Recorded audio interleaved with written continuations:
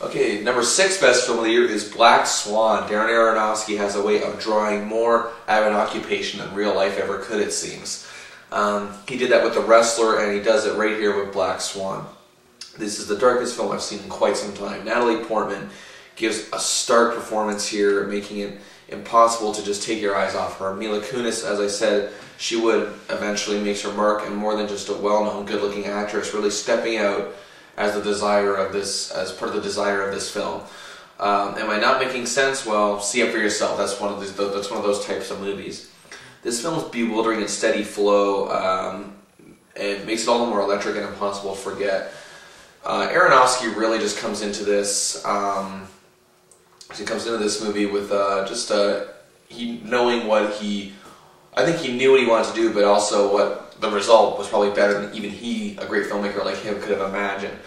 And he really comes into his own as a filmmaker here. He really sets a dark tone without overdoing it, and which is hard to resist in a movie like this. Black Swan, again, it's a natural kind of frightening movie, not like, you know, the contrived horror movies we see. This is true horror. It's kind of like throwback to whatever happened to Baby Jane back from the early '60s, and it's just a natural, scary kind of concept that goes on here. Alright, number 5 is a film called The Kids Are Alright, and this is a good film about, a great film I should say, about the inner beings of a knit family, and it's really hard to come by these days. It's nice to see a film where everything seems fine on the surface, but yet human nature, and it's the way it is, tells us to discover more about ourselves, and it often takes over. Now, Annette Bening and Julianne Moore are both witty and charming as a married couple, raising a couple of teenage kids, one boy and one girl. And they both set out to discover who their biological father really is. And the father is actually played in a very eased manner, but ends up, of course, by Mark Ruffalo, and ends up lending more to the story than most filmmakers would have had this type of character really do. And it causes all involved to discover certain things, and it really just gets within the core of the film.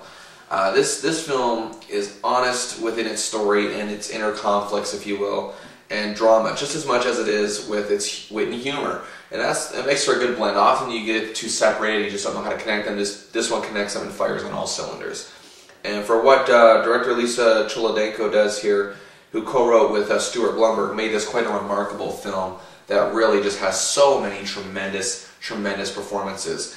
And I gotta say that I know that Annette Bening is being really looked at as a top performer in this film, I guess. But really, if you think about it, Julianne Moore really lends a lot to it as well. And I think they're both fantastic. I think Mark Ruffalo is fantastic, as are the kids. One played by Mia Wasikowska from the Alice in Wonderland film. So check this one out for sure.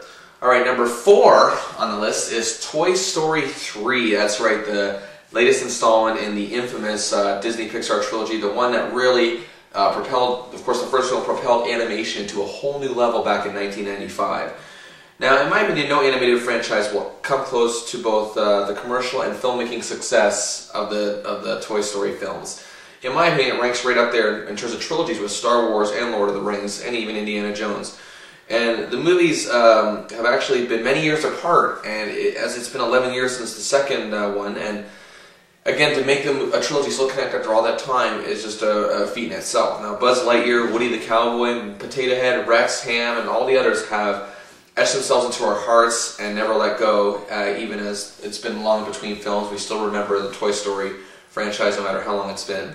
The third installment has been as every bit as endearing quality as the other two, and a new adventure as the toys are shipped to a daycare as Andy, their old owner, has gotten older and he's going on to college and must finally get rid of his stuff. Now, this movie still has that aspects of friendship, bond, loyalty, and even rivalry are really explored here, and even jealousy in a bit of a way.